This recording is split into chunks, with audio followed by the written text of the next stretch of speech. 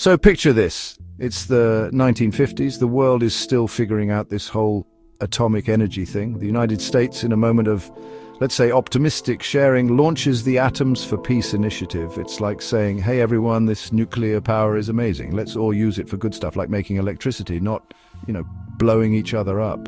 South Africa, under the Apartheid government, jumps on this bandwagon. They were keen, very keen. This collaboration led to the establishment of their first nuclear research reactor, Safari 1, which went live in 1965. It was all very scientific, very official, and supposedly very peaceful. For a while, it seemed like South Africa was just another country, exploring the wonders of the atom for civilian purposes, a pursuit that many nations were undertaking at the time. Now, things started to get a bit more interesting in the 1970s. South Africa discovered it was sitting on a whole lot of uranium, like a lot. This was a game changer. Suddenly, they weren't so reliant on other countries for their nuclear fuel. It's like finding out your backyard has an unlimited supply of pizza ingredients. You're going to start making a lot more pizza, right? In 1971, they even launched something called a Peaceful Nuclear Explosions Program.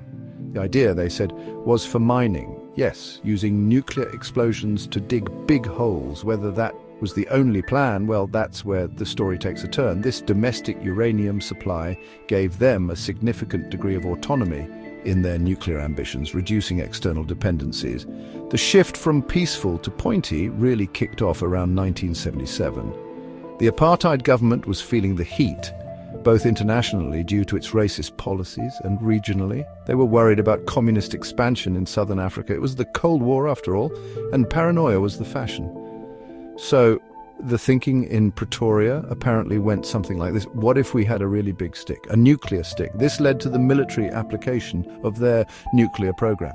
Reports suggest they weren't going it entirely alone either. There were whispers, and more than whispers, of collaboration with countries like France and Israel, who were also navigating complex geopolitical landscapes and perhaps saw some strategic alignment or opportunity in assisting South Africa's clandestine nuclear development efforts.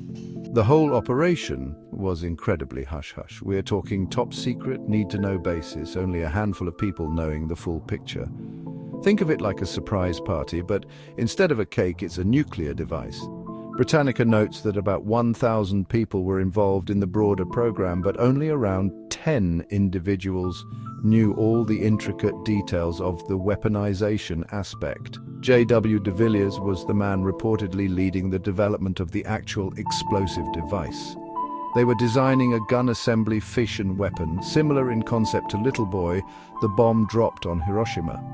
The aim was to create something relatively straightforward to build, yet devastatingly powerful if ever used, demonstrating a pragmatic approach to weapon development under conditions of secrecy and international scrutiny.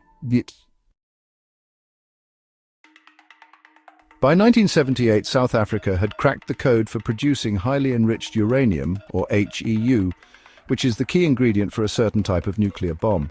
They did this at a facility called the Y plant, located at Valindaba.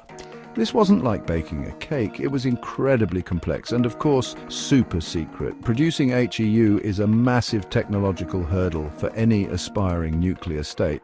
So this was a big deal. It meant they weren't just theorizing anymore. They were actively making the core components for actual nuclear weapons. The Y plant became the heart of their weapons-grade material production, a symbol of their determined, albeit isolated, push towards nuclear capability, shielded from the prying eyes of the international community as much as possible. The international community wasn't entirely asleep at the wheel, though. In 1977, word got out, thanks to Soviet and then US intelligence, that South Africa was preparing a site for a nuclear test in the Kalahari Desert. Imagine that, a big boom in the desert. The pressure came down hard and fast, especially from the United States, France, and other Western powers. They basically said, don't even think about it. So, South Africa backed down from that public test. It was a clear signal that while they might be developing these things in secret, openly brandishing them was a different story. This incident, though halting a test, likely further convinced the regime of the deterrent value such weapons might hold if their existence could be subtly communicated at a critical moment. Despite the international condemnation and the aborted test, the program continued. by 1985, a crucial decision was made. They would build a small arsenal of 7 nuclear devices. They didn't want hundreds, just enough to make a point. Production ramped up, and by November 1989, 6 of these devices were fully assembled and ready. That's when they suddenly hit the brakes on production. 6 completed bombs. It's a chilling thought, especially considering the government in power at the time. These weapons were of the gun assembly type, with an estimated yield of around 10 to 18 kilotons, powerful enough to cause immense destruction, similar in scale to the early atomic bombs. The arsenal was small but represented a significant achievement for a nation of its size and resources. So, what was the grand plan? Why build these things if you're not apparently going to use them offensively? According to F.W. de Klerk, who later became president, the strategy was a kind of ultimate insurance policy. If South Africa faced an overwhelming conventional military threat, particularly one backed by, say, the Soviet Union, the plan was to covertly reveal their nuclear capability to Western governments, especially the United States. The hope was that this would force the West to intervene on South Africa's behalf. If that didn't work, Plan B was to publicly declare the arsenal, or as a very last resort, detonate a device as a demonstration. It was high-stakes poker with the world's most dangerous cards. Then came November 1989, a pivotal moment. The Berlin Wall was crumbling, the Cold War was thawing, and back in South Africa, massive political changes were on the horizon. Nelson Mandela was still in prison, but negotiations for his release and the end of apartheid were gaining momentum. It was in this climate that the South African government, still under white minority rule, made the astonishing decision to dismantle its nuclear weapons. President F.W. de Klerk, who took office in September 1989, was the one to oversee this. He later announced it to the world on March 24, 1993, revealing that the 6 completed devices had been destroyed, a truly unprecedented move for any nation that had developed its own nukes. The actual dismantling process was as secretive as the building process had been. Over the next 18 months, stretching into 1991, the engineers and scientists who had built the bombs carefully took them apart. The highly enriched uranium was removed and apparently rendered unsuitable for weapons use, which likely meant downblending it. All the components, the designs, the documents, everything related to the bomb program were systematically destroyed or converted for peaceful purposes. The Y plant, the birthplace of their weapons-grade uranium, was decommissioned. They were wiping the slate clean, or at least trying to. This meticulous destruction was crucial to prove to the world that the disarmament was genuine and irreversible, a complex task that required significant technical expertise. To make sure everyone believed them, South Africa invited the International Atomic Energy Agency, IAEA, to come and inspect. The IAEA inspectors arrived in November 1991, after South Africa had formally joined the Nuclear Non-Proliferation Treaty, NPT, on July 10, 1991. Their job was to verify that South Africa had indeed told the truth, that the program was terminated and that all nuclear materials were accounted for. After extensive inspections and investigations, the IAEA eventually confirmed that South Africa's nuclear weapons program had been fully dismantled. This international verification was a critical step in South Africa rejoining the international community and shedding its pariah status, demonstrating a commitment to transparency. So why did they do it? The official reasons given by de Klerk and others were varied. One key factor was the changing global landscape. The collapse of the Soviet Union meant the communist threat argument, which partly justified the weapons, was gone. Another was a desire to restore South Africa's international credibility and end its isolation, but the timing is impossible to ignore. The dismantling happened just before the transition to a majority-rule democratic government led by the African National Congress.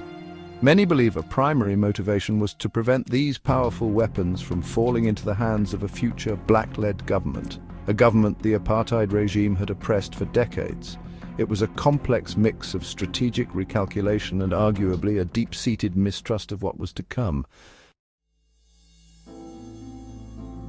Now, let's talk about the elephant in the room, or rather, the nuke in the room that suddenly wasn't. It's fascinating, isn't it, how the US and other Western powers seemed somewhat, shall we say, tolerant of the white apartheid regime having nuclear capabilities, even if covertly. They pressured them about testing, sure, but the program existed for years. Yet the idea of a black-led post-apartheid government, one representing the majority of its people inheriting these weapons, that seemed to make a lot of powerful people very nervous. It raises uncomfortable questions about who is trusted with such power and why. Was it purely about stability, or did race and colonial-era power dynamics play a significant unspoken role in these calculations? This leads to a bigger, perhaps more cynical question. Was South Africa's disarmament, encouraged or perhaps quietly insisted upon by Western powers, part of a broader strategy to keep African nations from joining the nuclear club? It's a theory worth considering. Maintaining US and Western global hegemony often involves controlling the spread of ultimate weapons. A nuclear-armed African nation, even a democratic one, could shift regional power balances in ways that might not align with established interests. The historical context of Western interactions with African nations, often characterized by exploitation and a desire to control resources and political destinies, certainly lends some weight to this perspective. It's a pattern of keeping certain powers dominant. After giving up its nukes, South Africa went all in on non-proliferation. They signed the NPT in 1991, basically promising to be good. They joined the Nuclear Suppliers Group in 1995, which controls the export of nuclear materials and technology. And in 1996, they became a founding member of the African Nuclear Weapon-Free Zone Treaty, also known as the Treaty of Pelindaba, named after their own former nuclear research site, ironically. This treaty aims to keep the entire African continent free of nuclear weapons. South Africa also signed the Comprehensive Nuclear Test Ban Treaty in 1996. They went from secret bomb maker to anti-nuke champion, a remarkable transformation on the world stage. Africa, as a continent, has largely embraced this anti-nuclear stance. Almost all African states are part of the NPT. Many have joined the Treaty of Pelindaba, seeking protection from nuclear threats. In fact, African nations are a strong voice in the newer treaty on the prohibition of nuclear weapons. They remember things like France conducting nuclear tests in the Sahara Desert in Algeria back in the 1960s, tests that caused widespread radioactive contamination and long-lasting health and environmental problems. So when South Africa warns about the catastrophic humanitarian consequences of nuclear weapons, or Nigeria speaks of the existential threat they pose, it comes from a place of experience and a deep desire to avoid future devastation, ensuring their continent doesn't become a chessboard for nuclear powers.